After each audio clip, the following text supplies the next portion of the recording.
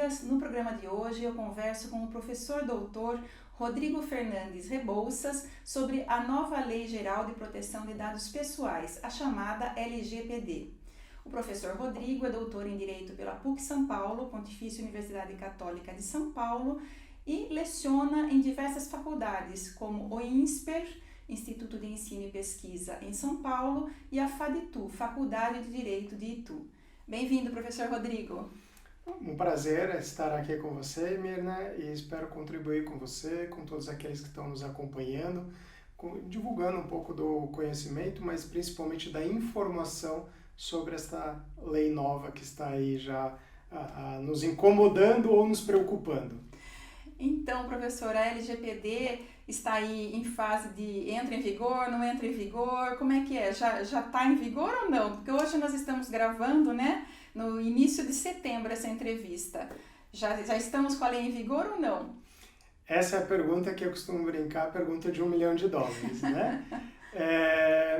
A gente tem uma questão assim histórica, tá? Que a lei era inicialmente para ter entrado em vigor em fevereiro deste ano 2020. Ela foi prorrogada para agosto de 20 e depois prorrogada novamente por uma medida provisória para maio de 21.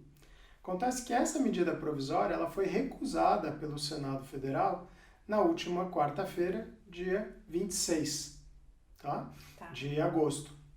Isso significa que, para aqueles que interpretam a lei de forma por capítulos, esse capítulo que prorrogava a LGPD, como ele foi recusado, ele não tem o que ser sancionado ou ser vetado pelo presidente.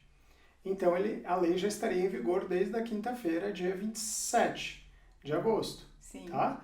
Para aqueles que interpretam a norma como um todo, ou seja, a lei, a proposta inteira, a gente tem que aguardar ainda a sanção presidencial, que é o momento em que o presidente aceita a lei proposta pelo Congresso, ou pelo veto, que é o momento em que ele recusa a lei proposta. E isso o presidente tem alguns dias para fazer. Então, para quem acredita que tem que esperar esse ato do presidente, a gente não sabe exatamente que dia ela entrará em vigor, tá?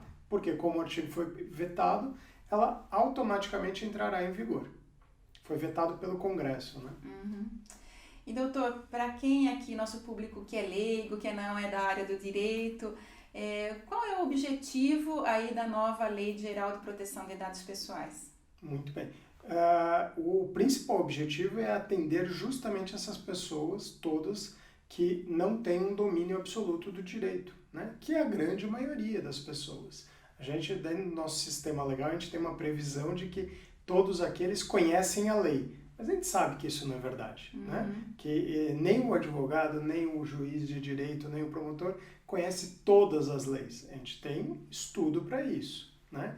Então, a lei ela serve justamente para proteger informações, que é o que a gente chama de dados, da pessoa física, né? Do ser humano, e não da empresa, por exemplo.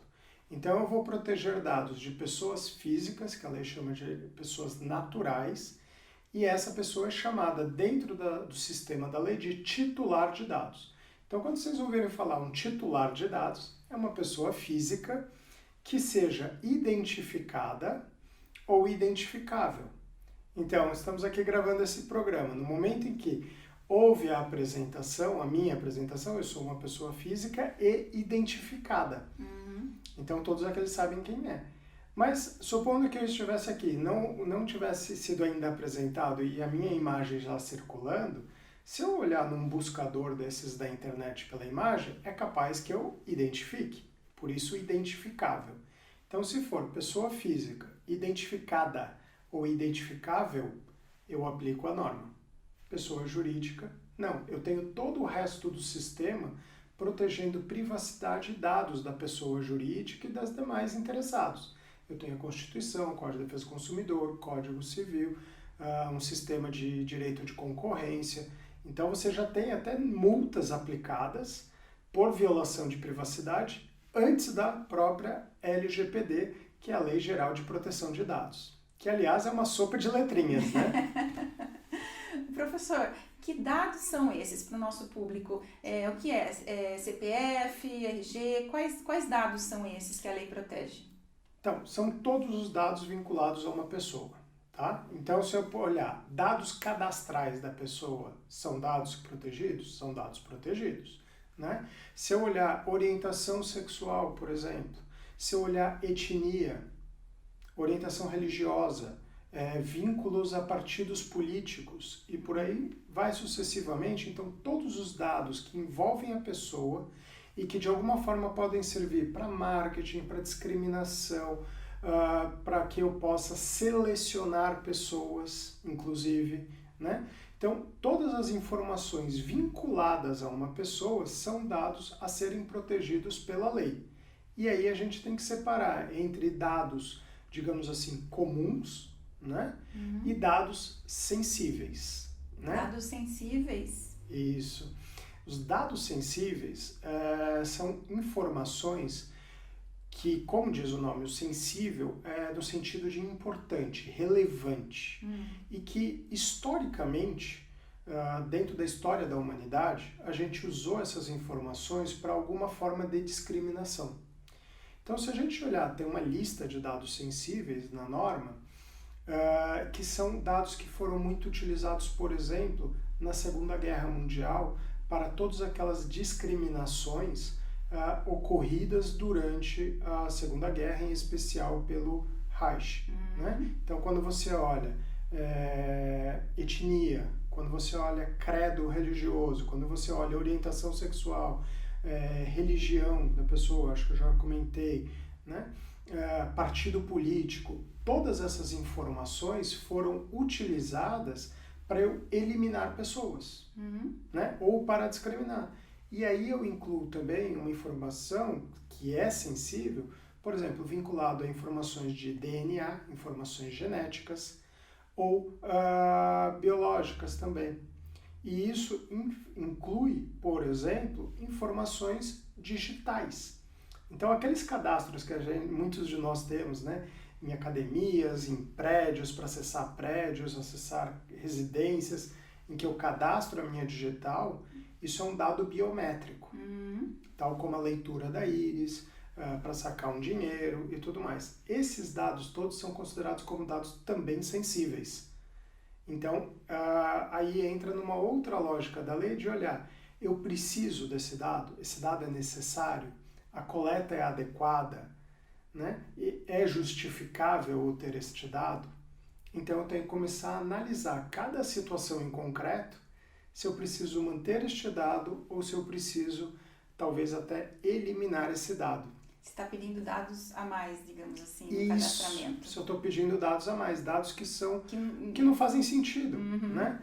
Tem alguns vídeos esclarecedores na internet que a gente localiza, que eles simularam situações, por exemplo, em farmácia, em que, e foi uma ONG que fez isso justamente para sensibilizar e conscientizar as pessoas, né? Em que o caixa começa a falar, vamos fazer um cadastro rápido para desconto? Quem nunca passou por isso, né? Acho que todo mundo. Né? Só que ele começa a pedir dados como nome do animal de estimação, nome do melhor amigo ou amiga, nome dos pais, quer tirar uma foto de perfil. Se eu tiver uma foto sua de frente, uma foto de perfil, eu posso fazer um estrago razoável se isso cair em mãos erradas. É verdade. Porque para simular e criar uma pessoa falsa com os seus dados é muito fácil. Muito fácil. E quais mecanismos aí de proteção traz a nova LGPD? A gente tem alguns mecanismos. Primeiro, a gente não deve olhar a lei sozinha, né?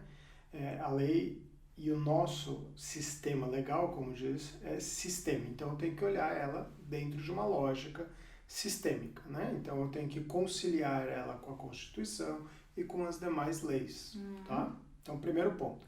Então, as demais leis já nos dão algumas ferramentas de proteção dos dados ou que permita a utilização desses dados, né? Então, a gente trata das permissões e do que eu posso, como eu proteger, né? Então, a primeira coisa, e é uma ferramenta, é o que a gente chama de mapeamento dos dados e de riscos. Então, Uma empresa que ainda não teve tempo ou não teve conhecimento para se preparar, eu digo sempre que é o primeiro passo, é mapear, é entender que dados eu tenho, por onde eu captei esse dado, ou seja, por onde esse dado entra, por onde ele circula, quem tem acesso a esse dado. É a pessoa, é um funcionário do RH. Mas será que todos os funcionários do RH têm que ter acesso àquela informação, por exemplo? Ou só algumas? E assim sucessivamente, até a eliminação ou arquivamento da informação. Então, antes a gente tinha uma mania de ser acumuladores, né? E vai guardando dado, principalmente as empresas, e sem se perguntar o porquê que eu estou guardando. Vai que um dia eu precise, né? Hoje não, eu vou ter que fazer uma limpeza, uma faxina, né? Que a gente chama uma higienização de dados ou limpeza de base de dados, para ver o que eu tenho que descartar, o que eu tenho que manter, por que eu tenho que manter. Então, esse instrumento é um deles. Né? Mapeamento. Um mapeamento.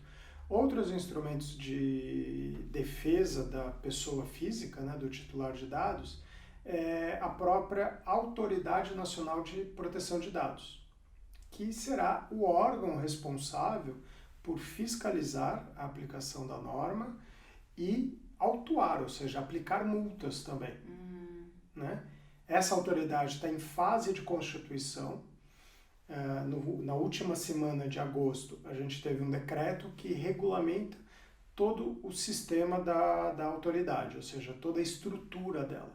Só que as pessoas que vão ter os cargos lá ainda não foram nomeadas agora nesta primeira semana de setembro. Esperamos que ao longo deste mês elas sejam nomeadas para justamente fiscalizar e agir. Além disso, é direito e será para aqueles que entendem que a lei ainda não entrou em vigor e para aqueles que entendem que já entrou, como eu entendo, que é um direito da pessoa, do titular, de entrar em contato com o agente de tratamento, ou seja, aquele que está usando o dado, e perguntar: que dados que você tem? Meus. Mais ou menos como fazendo uma comparação com o cadastro negativo, né? Com essas empresas que cuidam do cadastro negativo quando a pessoa está com um problema de crédito. Sim. Ela liga lá, ou ela entra num site, ou ela tem um canal de comunicação em que ela pergunta: eu estou no cadastro? E aí você tem duas informações. A primeira, sim ou não, né?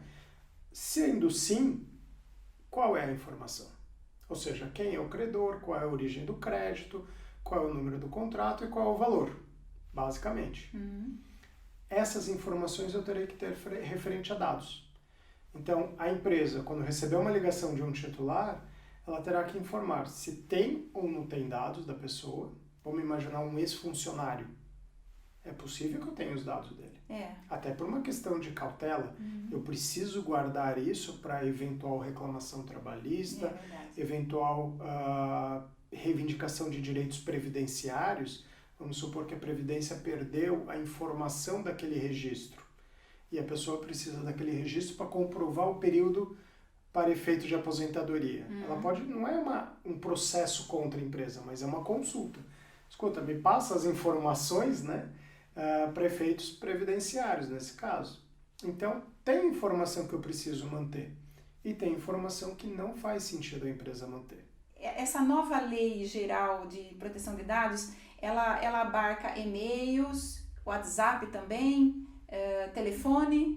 Também, toda forma, não só os dados da pessoa, mas toda forma de comunicação com a pessoa. Eu diria toda forma de marketing, de propaganda, publicidade em geral, né? E hoje em dia isso é um desafio grande para a área de marketing, porque hoje em dia a área toda de comunicação, né, envolvendo marketing, publicidade, propaganda e tudo mais, próprio jornalismo, ele se vale muito de informação e de dados. Né? Principalmente agora na pandemia, né? Agora na pandemia é mais problemático ainda. Que né? as vendas ajudaram aí a alavancar um pouquinho, né? Sim, as vendas online. Sim, sem dúvida nenhuma. Aliás, a gente tem conversa com alguns representantes dessas empresas de marketplace, né? Que são essas grandes lojas, grandes redes aí na internet. Alguns comentaram que eles nunca venderam tanto. Mas enfim, para enviar, continuar usando, por exemplo, o mailing list, né? Aquela sequência, aquela lista de e-mails que quase toda loja tem, porque ou a pessoa fez um cadastro lá, ou ela obteve esse cadastro. Às vezes doado, às vezes comprado, né? Existe um comércio desses dados. Qualquer um que for na Praça da Sé sabe que vende, né? Só dando um exemplo, né? Vende-se lá muita informação. Mas enfim, no momento que ela manda, essa loja manda uma propaganda agora, por essa lista de e-mail, ela tem que ter autorização para isso. Quer dizer que, então, mesmo que ela já tenha um mailing antigo, uma lista de e-mails antigos, ela vai ter que pedir nova autorização. Isso é uma questão muito relevante e importante, tá? Por quê? Algumas pessoas olham e falam, não, a lei está entrando agora, então daqui para frente. Mas o daqui para frente, o que é? É o uso do dado. Então, se é o uso do dado ou vazamento de dados também, né? É daqui para frente. Só que eu tenho uma base de dados. Então, no momento que eu envio um e-mail, no dia seguinte que a lei estiver em vigor, eu posso perguntar de onde veio a origem desse e-mail. Quem autorizou? Como você, lojista, obteve o meu e-mail? E aí você tem que analisar uma série de circunstâncias. Então, se a pessoa tem um cadastro na loja, por exemplo, vamos imaginar uma rede de supermercados, que a pessoa tem um cadastro lá e tem um cartão da rede de supermercados também, vinculado à rede. Então, faz todo o sentido e tem uma previsão até de uma ligação contratual que eu tenho os seus dados. Então, é natural que eu use esses dados. Porque o cadastro está comigo. Mas eu não posso mais passar. Então, isso é uma coisa, por um lado, muito boa da lei, porque você estava tendo um compartilhamento, como a gente chama na lei, muito abusivo.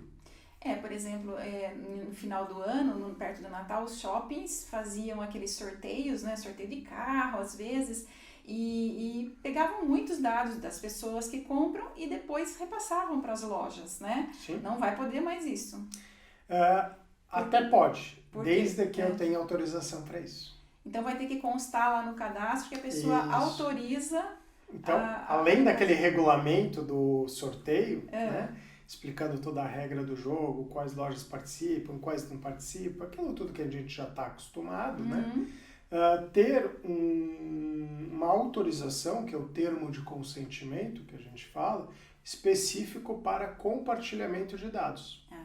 Tá. Então, nem que esse termo, ele não precisa ter uma assinatura específica, mas se consta lá que no momento em que eu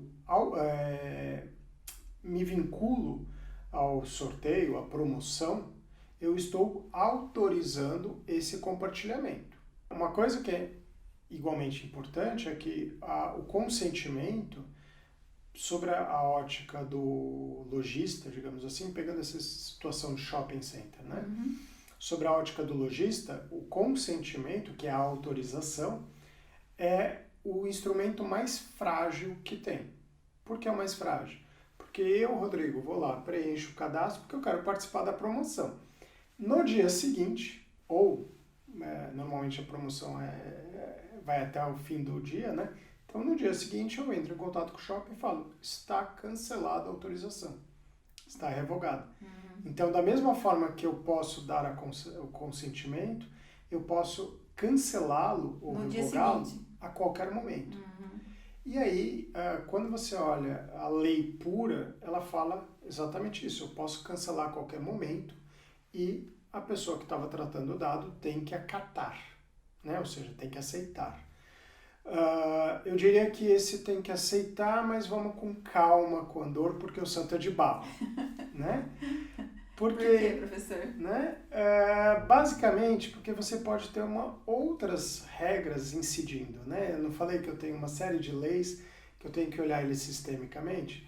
Então, vamos imaginar que eu peguei os seus dados, Mirna, para acessar um prédio, se me permite. Acessar um prédio comercial. Né? E você, ao sair do prédio, fala, olha, está revogada a minha autorização, eu quero que você apague todos os dados. Por uma regra de segurança, eu tenho direito a permanecer com os dados por um período razoável. Por quê? Se houve um crime, se houve uma violação ali dentro, eu tenho que saber quem acessou aquele prédio naquele dia. Até para prestar essa informação à polícia, por exemplo, ao investigador. Sim. Né? Por mais que você não tenha nenhuma relação com aquela atividade, mas eu tenho que informar todo mundo que acessou o prédio para efeito de investigação. Então aí é uma forma correta de preservação do dado. Então a pessoa vai pedir para eu excluir, eu vou falar não posso excluir em função dessas questões de segurança e tudo mais.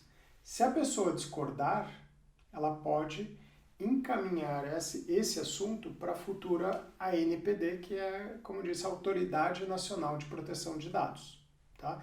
Alguns acham que é agência, mas não, como ele não é um órgão separado, é um órgão que pertence à administração, à presidência, vinculado à presidência da República, inclusive, a instituição, pouco importa quem está ali assumindo o cargo naquele momento, né? Então ela é uma autoridade, ela é uma área, mas é considerada como uma autoridade, não um órgão independente, tá? Embora ela tenha independência. E professor, no caso, por exemplo, de um desvio de finalidade da coleta de dados, vamos supor que a gente está fazendo uma seleção para vendedoras numa loja, então eu recebo os currículos e depois eu uso os dados dos currículos, né, para mandar propaganda, por exemplo, publicidade. Pode haver esse desvio de finalidade aí dos dados coletados? Não pode, tá? Você tem que informar, que é o que a gente chama de consentimento informado. Isso existe desde o Marco Civil da Internet. Então, o Marco Civil da Internet veio para regular um pouco as atividades na internet. Ele é aplicado tanto para a pessoa física como para a pessoa jurídica, que é a empresa, né? Então, quando eu coleto o dado, eu tenho que informar para que será feito, tá? Então, isso já tinha antes, desde 2014, o Marco Civil, só que não tinha uma grande relevância sobre a ótica de uma coleta como essa que foi do exemplo, né? Ou seja, eu tenho um desvio de finalidade aí. A partir da lei, não. Eu tenho que falar, olha, os dados que estão sendo coletados são para a finalidade de uma vaga, do preenchimento de uma vaga, né? Posso usá-lo, eventualmente, e eu tenho que informar, por isso que entra consentimento informado. E vou usar esses dados para outras vagas, dentro da minha rede toda, porque muitas vezes, vamos pensar num franqueador, ele tem 3, 4, 5 lojas, às vezes, dentro do mesmo shopping, com bandeiras diferentes, né? Então, eu tenho um de alimentação, um de vestuário feminino, outro de vestuário masculino, outro de joias, por exemplo, né? Só que todos da mesma pessoa. Então, tem uma rede ali. Então, nesse caso, até poderia ter um compartilhamento, porque está tudo dentro dessa rede. Agora, eu não posso dar para outra finalidade, como, por exemplo, mandar propaganda, a não ser que eu colete essa autorização e informe isso desde o início. Então, o segredo é transparência, adequação, necessidade e informação, né? Você falou aí, professor, sobre o agente de tratamento de dados. A nova lei traz essa figura, né? Isso. Quem são os agentes de tratamento de dados e quais são as funções deles? Se eu olhar uma moeda, né, a sua face, a face e a coroa da moeda, por um lado eu tenho o titular, que é a pessoa física que tem os seus dados. O outro lado é justamente todos aqueles que vão ter acesso ao dado. Então você tem a pessoa que vai coletar o dado, a pessoa que vai tratar o dado, que vai operar em cima do dado, né? Então você tem basicamente 3 ou 4 entes ali que podem ser todos uma única empresa. Só que eu posso ter isso separado. Então a coleta do dado, ou seja, onde eu preenchi um cadastro, usando de novo o exemplo de um shopping center, eu preenchi o cadastro lá. A coleta foi ali.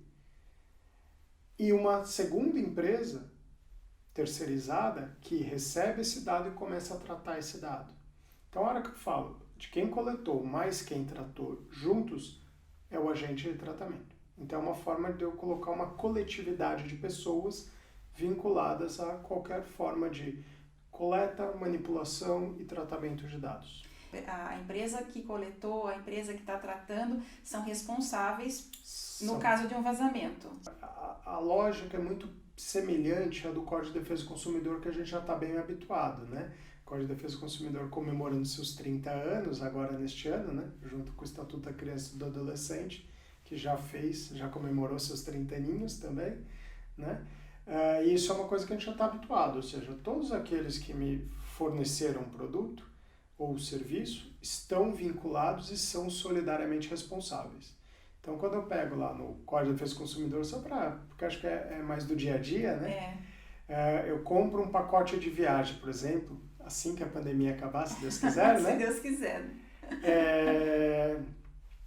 Eu tenho uma agência que vai me vender o pacote de viagens, daí eu tenho a linha aérea, eu tenho o hotel que vai me recepcionar. E acontece um acidente comigo, eu me machuco ou eu tenho um problema, em qualquer um desses 3 momentos. Tanto na agência, quanto na aerolinha, quanto no hotel. Todos são solidariamente responsáveis, né? Eu posso processar qualquer um escolhendo aquele que for mais fácil para mim ou todos ao mesmo tempo, né? E essa lógica eu também tenho na LGPD. Então, todos que tiveram vínculo com a coleta, tratamento do dado, que são os agentes de tratamento, eles são solidários e respondem a eventual indenização ou eventual multa perante o agente responsável. E, professor, essas multas são muito pesadas? São bem relevantes, né? Elas estão aí entre as multas mais altas que a gente tem, dentro de um grupo de multas aí bem elevadas, né? Esse capítulo todo referente a multas, ela depende da ANPD, Autoridade Nacional de Proteção de Dados, que não teve as pessoas nomeadas ainda, os diretores, os cargos. Porque é a ANPD, né, que vai aplicar as multas. A ANPD que vai realizar essa fiscalização e aplicação dessas multas. Tá? Esse capítulo todo da fiscalização e aplicação das multas, ele foi prorrogado para agosto de 21. Só daqui a um ano. Exatamente. O resto da lei entra em vigor agora e as multas, as sanções em agosto de 21. E não deve ficar tranquilo nem por isso. Ah, é? Por quê? Porque o resto da lei já tem uma série de previsões, por exemplo, como o que eu posso pegar, tudo isso que a gente veio conversando, né? Que dados eu posso usar, o que são dados sensíveis, quando eu posso tratar, quando eu posso compartilhar. Então, essas informações todas são deveres e direitos de lado a lado, né? Deveres das empresas e direitos dos titulares de dados. E isso já tem que ser observado desde já. Então, eu tenho outros órgãos de fiscalização, como, por exemplo, o Ministério Público, PROCON, SENACON, que é a Secretaria Nacional de Defesa do Consumidor, os demais órgãos de defesa do consumidor, como, por exemplo, o IDEC, né, entre outros, que eles podem já exigir a aplicação da lei desde já. Eles não podem aplicar a multa que está prevista na lei, mas eles podem exigir e usar a lei como base para uma aplicação de uma multa, por exemplo, com base no Código de Defesa do Consumidor. Então já tem que ir adequando a nova lei desde já. Isso, e alguns podem dizer, poxa, mas já, né? A lei, como assim? Eu não estava nem sabendo direito. A lei foi aprovada desde 2018. Então, querendo ou não, a gente teve 2 anos para se preparar para a lei. A questão é que houve pouca atenção, até da mídia, né, sobre a lei, das empresas. Então, a grande realidade das micro, pequenas e médias empresas é que elas nem sabiam direito desse assunto, vieram a ter noção agora. É verdade, viu? É verdade. E isso é um problema. Até porque o valor das multas, né, é muito alto. Ele pode chegar desde uma advertência simples, que seria uma infração das mais simples, ou de uma fiscalização das mais simples, até 2%, o valor equivalente a 2% do faturamento global de uma empresa. Então, se eu tenho uma rede de franquias, houve um vazamento de dados em uma loja, essa multa é calculada sobre o faturamento daquela loja? Não, da rede de franquias inteira. Né? Vai ter uma discussão se é da rede de franquias ou se quando for franquia eu tenho que olhar só aquele franqueador. Isso está em aberto, isso é uma discussão que a gente vai ter para frente. Só que essa multa, qual é o limite dela? Até 50 milhões de reais. que é muito relevante. Então isso é o que a gente chama de multa simples, é uma multa que eu vou lá, como se fosse uma multa de trânsito, né? Passei no radar, tomei uma multa. Além dessa multa simples, eu vou ter uma outra multa, que a gente chama uma multa para obrigar, para constranger, para incentivar, digamos assim, a empresa a cumprir a lei. E essa multa pode ser diária. Então esse órgão, ele pode fixar uma multa, olha, eu vou estabelecer que para cada dia que você atrasar em regularizar as informações dos teus clientes, R$5.000 por dia, por exemplo. E isso vai somando. 5 mil é um exemplo. Qual é o limite disso? 50 milhões também. Então, a mesma empresa, se eu somar as duas multas, num caso extremo, ela pode ter uma multa de 100 milhões de reais. Só que isso é por ato. Então, se eu tiver um vazamento hoje, eu tenho esse risco. Se eu tiver um outro vazamento daqui 6 meses, é o mesmo risco. Nossa, professor, se a gente começar a fazer conta, é preocupante mesmo. Né? Só que aí tem uma série de fatores a serem considerados também, e a lei foi muito inteligente nesse ponto, de olhar também qual é a capacidade financeira de quem violou a informação. Porque de nada adianta, e vamos ser práticos, eu pelo menos gosto de ser, eu aplicar uma multa de 50 milhões de reais para uma empresa que tem um faturamento de 5 milhões. Primeiro que não vai dar, porque é um percentual sobre o faturamento, já não daria. Né? Mas mesmo assim, se eu considerar uma multa muito elevada para uma empresa que tem uma taxa de lucratividade muito baixa, eu posso quebrar a empresa. Porque a multa ela vai incidir sobre o faturamento, que é diferente do lucro. O lucro pode ser pequeno, o faturamento alto e o lucro pequeno. É verdade. E eu posso quebrar a empresa com essa multa. E gerar desemprego. E gerar desemprego e criar um outro problema até maior, por um lado. Né? Então isso é um dos fatores que é considerado, que deverá ser considerado, porque a gente não pode falar que já é, né? Porque como você não tem nem autoridade ainda para aplicar essas multas, então que deverá ser considerado pela autoridade. Agora, no meio jurídico, né, os advogados costumam assim dizer que algumas leis no Brasil pegam e outras não pegam. A LGPD vai pegar? Já pegou. Já pegou? Já pegou, não tenho dúvida nenhuma em falar isso. É interessante, né, essa questão da lei que pega e da lei que não pega. Né? Normalmente a lei que não pega é aquela que está muito desconectada da nossa realidade. Né? Mas quando você tem uma lei que tem uma fiscalização forte em cima e existe uma preocupação social com aquele assunto, ela pega. Vamos pensar no cinto de segurança, né? Ou do capacete. Essas coisas entregam a minha idade, né? Eu sou da época que não era obrigatório capacete ainda, Eu né? também. E quando veio a norma exigindo capacete ou cinto de segurança, tinha muita reclamação, né? Tinha. E pegou.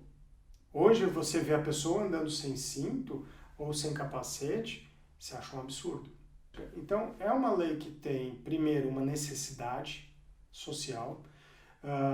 Então, por quê? Porque houve uma série de abusos cometidos com compartilhamento de dados, venda de dados, uso ostensivo, né? Que são aquelas propagandas que até perturbam de tão intensas que são, né? Então isso tudo incomodou e é um desejo das pessoas ter uma maior fiscalização. Né? Então nesse momento, eu sempre dou como exemplo também, vários desses aplicativos de redes sociais tiveram seus termos de privacidade atualizados nos últimos dias. Né? Isso. Quando é que a gente ia reparar nisso? Se não fosse pela lei, se não fosse o assunto estar em discussão. Antes iria aparecer esse termo, atualizando uma regra de privacidade, e a gente nem ia dar atenção para ele. Ia colocar um ok e falar, ai, que coisa perturbadora ainda, né? E vai para frente. Agora você fala, não, calma, tem uma lei, a mídia está falando, deixa eu prestar atenção, deixa eu ler. Né? Então é interessante. Então você tem esse clamor social, por um lado, você tem um outro lado, que é o aspecto econômico. Então, dentro de uma lógica de economia global, se eu, Brasil, quiser me relacionar com outros países, existe uma exigência hoje de mercado internacional de que eu tenha uma regra de proteção de dados, né? Ou que eu ponha regras aqui dentro claras. E proteção de dados também é um dos quesitos de possuir uma regra de proteção de dados para entrar no OCDE. A gente vem há algum tempo batalhando para entrar no OCDE. Então, tem uma série de requisitos que aos poucos a gente foi incluindo na nossa lei, como, por exemplo, lei anticorrupção. É um dos requisitos, né? Lei de impacto, de estudo de impacto regulatório, que veio recentemente. Então, se eu for regular uma nova área, por exemplo, jornalismo, se eu for regular as empresas de jornalismo, o Estado brasileiro tem que fazer um estudo de impacto disso, das regras que ele pretende, antes de regular. Coisa que nossa cultura, Brasil, ainda não está muito habituado. A gente sempre saiu regulando e depois vê o que acontece. Né? Então agora inverteu, o que é muito positivo. E a lei de proteção de dados na mesma lógica. Então, para que eu possa me relacionar com outros países, para que eu possa pertencer ao OCDE, entre outros requisitos, eu preciso ter uma regulação mínima que seja, né? Mínima modo de dizer, mas tem que ter uma regulação razoável de proteção de dados. E por isso também a gente se inspirou muito na legislação europeia. Né? A nossa legislação é próxima à da Europa? Muito parecida, né? Muito baseada na lei europeia, que a gente chama de GDPR. Né? Vários artigos foram copiados. Sempre tem aqueles estudiosos, aqueles que são um pouco mais críticos, né? Que falam, copiou e copiou mal copiado e tal.